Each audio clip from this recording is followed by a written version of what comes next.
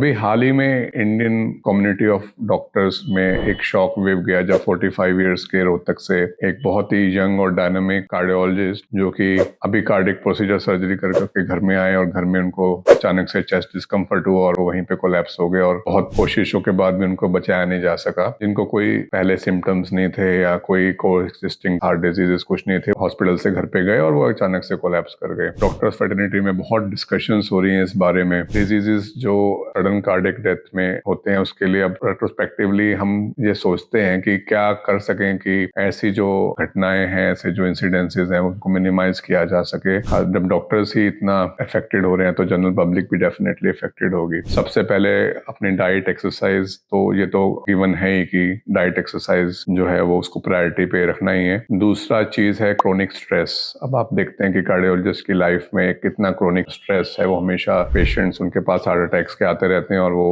उनको ठीक करने के प्रोसेस में खुद को भी बहुत ज्यादा स्ट्रेस देते हैं डॉक्टर्स। तो एक क्रोनिक स्ट्रेस जो चीज है जो हमारी लाइफस्टाइल, अर्बन लाइफस्टाइल में खास करके बहुत बढ़ रही है, ये एक मेजर कॉज है जो सडन कार्डियक डेथ्स आजकल बढ़ गए हैं। दूसरा जो रीजंस हैं सडन कार्डियक डेथ्स के, वो ऐसे होते हैं कि अनडायग्नोस्ड। हम हर हार्ट जो सडन कोलैप्स हो रहा है उसको सिर्फ हार्ट अटैक ना करें। कभी कभी हार्ट में फुलापन, जिसको कार्डियोमायोपैथी कहते हैं, कभी जो हार्ट से निकलने वाले एओर्टा होती है, जो मेजर ब्लड वेसल होती है, उसकी बैलूनिंग हो जाती है, उसको एन्यूरिज्म कहते हैं, और वो अचानक से फट के एकदम से सडन कार्डियक डेथ करता है। अब इस चीज के सिम्टम्स कई बार आते हैं, कई बार नहीं भी आते हैं। वो एक अलग बात है कि कई लोग सिम्टम्स को इग्नोर कर देते हैं, बट एक सिंपल इकोकार्डियोग्राफी या सिंपल एंजियोग्राफीज या कलर डॉपलर्स, इन सब से इनका डिटेक्शन हो जाता है। कितनी फ्रीक्वेंसी में टेस्ट करवाने चाहिए? जो एक्टिव लाइफस्टाइल के, जैसे मान लो रनर्स हैं, हम सुनते हैं कि मैराथन भागने गए और वो कोलैप्स हो गए, सो उनको तो बिफोर रनिंग एनी मैराथन कम से कम एक इकोकार्डियोग्राफी तो उनको करवानी ही चाहिए। इस सिचुएशन से doctors all over India panic में हैं, बट डेफिनेटली